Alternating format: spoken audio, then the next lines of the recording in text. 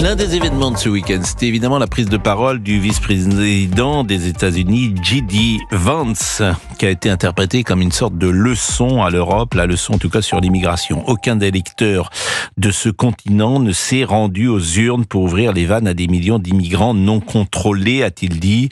Et quelle est la réalité de la France ? Le JDD a publié hier les vrais chiffres de l'immigration. En 2002, le pays délivrait 160 000 titres de séjour. En 2024, on est à 337 000. Seuls 17% des titres sont délivrés pour un emploi. Nous sommes le pays champion d'Europe de l'immigration familiale.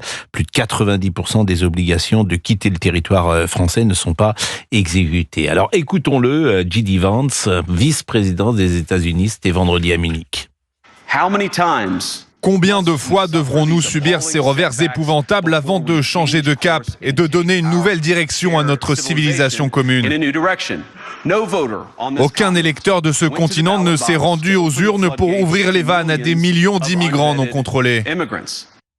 Alors évidemment, ça vient percuter une forme de réalité qui existe dans les médias. Et par exemple, on parlait de Jamel Debbouze, qui a évidemment beaucoup de talent, qui sort un film ces prochaines heures sur le football. Ça s'appelle Mercato, mais il était sur TMC. Et c'est intéressant ce qu'il a dit, parce qu'il y a eu une polémique avec Merwan Ben Lazar. Et évidemment, on ne reproche pas à Merwan Ben Lazar, on ne lui reproche pas d'être habillé comme il était habillé. C'est pas le sujet. En tout cas, moi, je ne lui ai jamais reproché ça. Et on en a souvent parlé ici. On a reçu d'ailleurs une avocate qui décryptait son accoutrement, mais c'était son avis à elle. Et c'est pas parce que nous lui avons donné la parole qu'on adhère forcément à ce qu'elle disait. En revanche, ce qu'on peut lui reprocher, c'est les tweets qu'il avait écrit, et notamment ses tweets sur ses prises de position sur la femme et sur la charia. Donc ça pouvait évidemment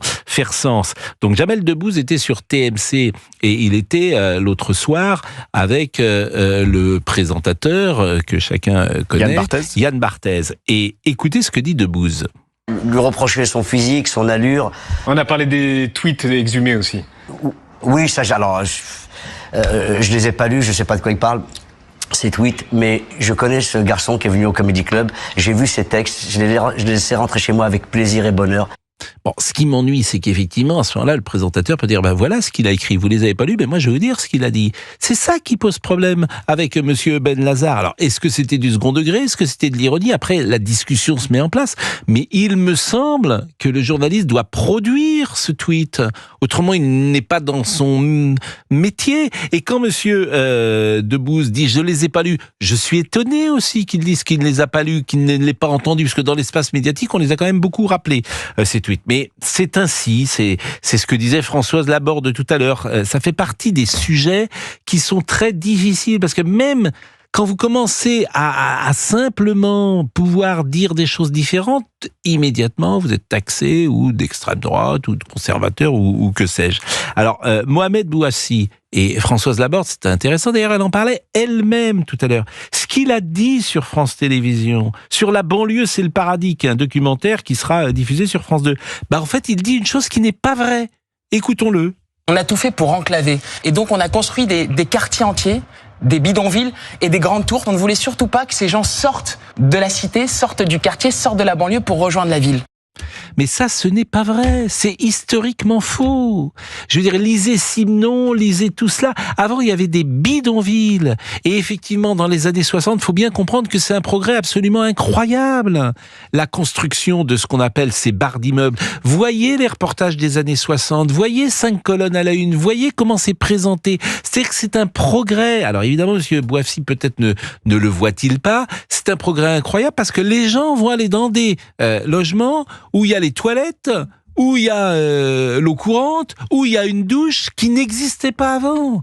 Alors qu'après, il y ait eu effectivement une concentration de population qui était pauvre, en tout cas en difficulté, et après encore une concentration parfois ethnique qui peut y se poser problème, chacun le constate aujourd'hui, mais ça a été une longue dérive. Mais on a l'impression, quand on entend monsieur Bouassi, que ça a été pensé comme ça, qu'on a construit ça, ces logements pour que les gens n'entrent pas et qu'ils soient... non, Ah non, qu'est-ce que vous voulez que je vous dise, moi? Et je l'aime bien, en plus, Mohamed Bouafsi, je le rencontre souvent, mais c'est un narratif, comme disait Françoise Laborde, et sur les plateaux, tout ça est dit sans que la contradiction ne soit apportée.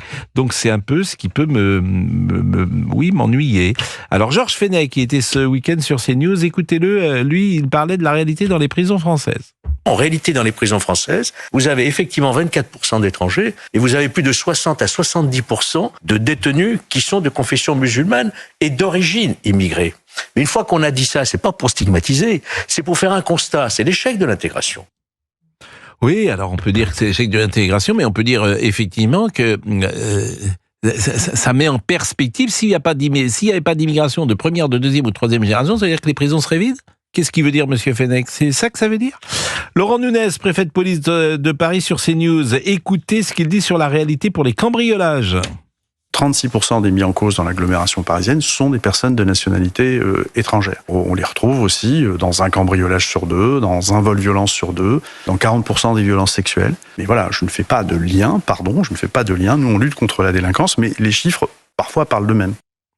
Bon, là encore, c'est les faits, et je passe mon temps à dire qu'un journaliste, ça témoigne de la réalité, ni plus ni moins. Il n'y a pas d'idéologie, il n'est pas militant, le journaliste, il est militant de la vérité.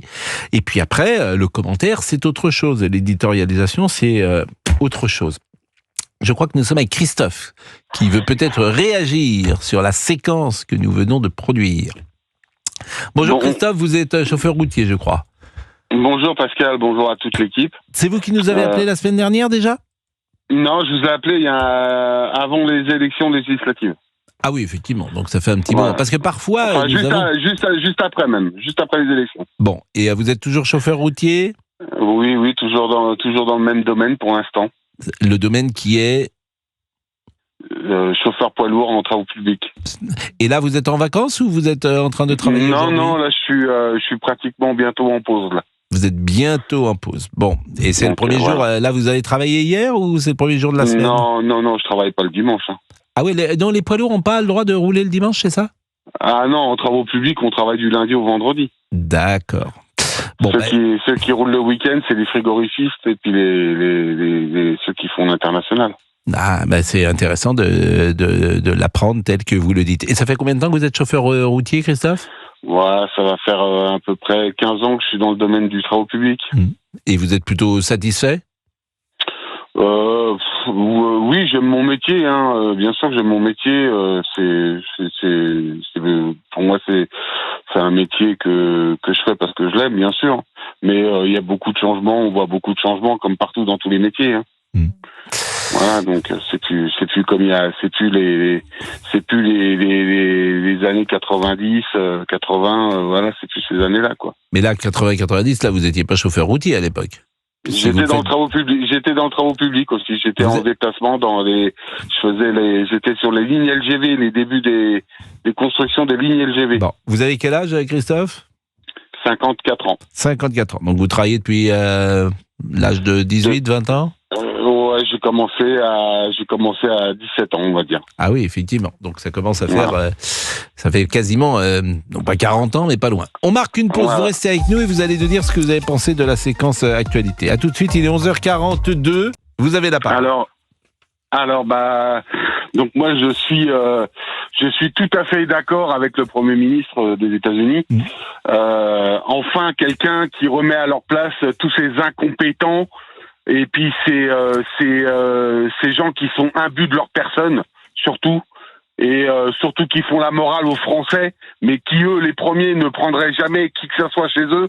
Hein. Donc ça c'est bien de dire oui.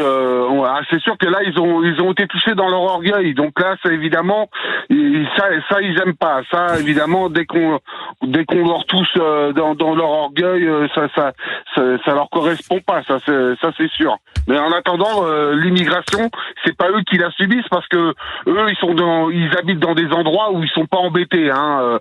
Nous aujourd'hui nos enfants ils se font tuer. Hein. Les prisons on n'en parle même pas, c'est une catastrophe. Voilà, ça c'est le résultat des incompétents qui nous gouvernent depuis 30 ans. Voilà, et je vais même revenir plus loin en arrière.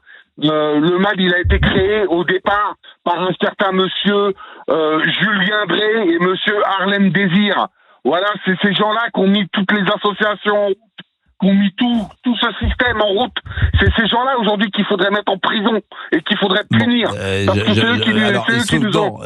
Elle est totale et vous avez le droit d'exprimer le sentiment que vous exprimez.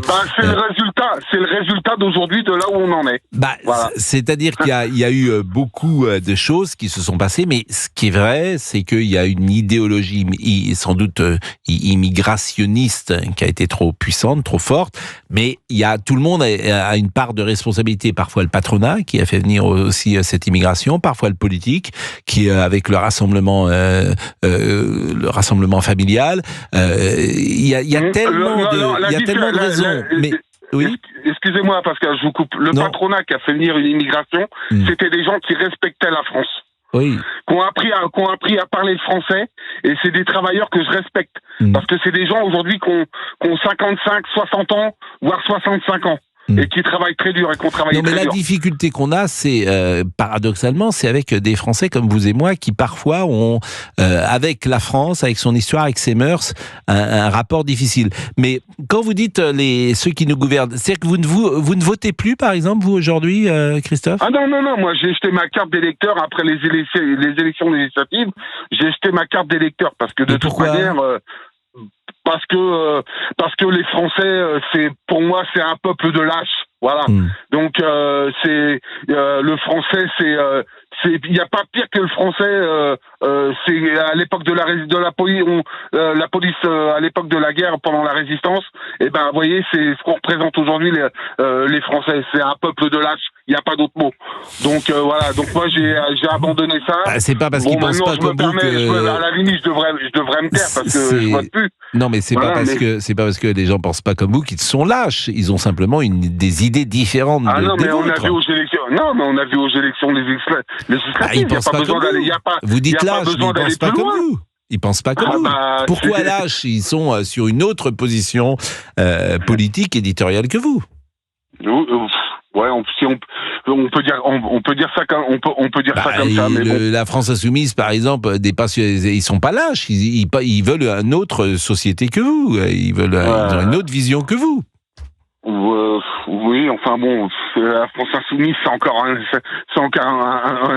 autre cas. Hein. C'est à part des dealers qu'il y a des dealers et puis des gens qui cognent sur leurs femmes et puis si c'est ça qu'ils veulent les Français, c'est bien ce que je dis. Le Français, c'est un peuple de lâches. Voilà. En tout cas, il me semble que vous avez une certaine colère de ce point de vue-là, une colère qui se met en place. C'est plus que de la colère parce qu'aujourd'hui, quand je vois, j'ai 54 ans et quand j'ai mon Dieu, où sont mes 15 ans, où sont mes 16 ans, quoi.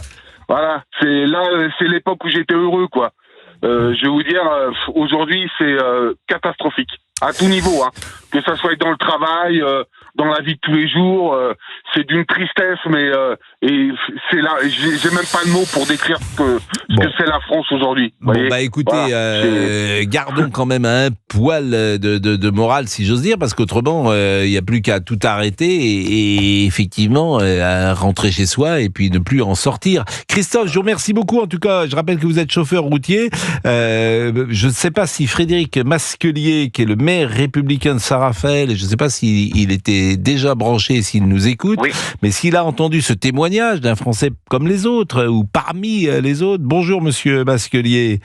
Bonjour. Et c'est intéressant parce que vous-même, vous êtes un homme engagé en politique, vous êtes maire républicain de Saint-Raphaël et d'abord, je vous félicite parce que vous avez beaucoup de chance d'habiter Saint-Raphaël et d'habiter dans le sud de la France, dans un pays merveilleux. Quand vous entendez, par exemple, un auditeur parmi d'autres qui dit, voilà, les hommes politiques sont lâches, ils ont fait n'importe quoi depuis 30 ans, 40 ans, quand on entend J.D. Vance qui donne la leçon, effectivement, et qui dit une chose simple, effectivement, aucun des électeurs de ce continent ne s'est rendu aux urnes pour ouvrir les vannes à des millions d'immigrants. Comment vous réagissez ? Qu'il faut pas désespérer, il faut pas renoncer. Et puis, en tant que maire, c'est se demander ce qu'on peut faire avec les responsabilités et les moyens qu'on a. Et ici à Saint-Raphaël, on a choisi de mettre en avant le patriotisme. Toute la ville est pavoisée, l'ensemble des bâtiments publics, les promenades. On essaie aussi d'initier les plus jeunes au patriotisme avec des parcours citoyens, en les faisant participer aux commémorations et puis encore très récemment, en faisant un lever de drapeau dans les centres de loisirs et en chantant la Marseillaise. Donc c'est redonner du sens et c'est ce que j'essaye de faire en tant que maire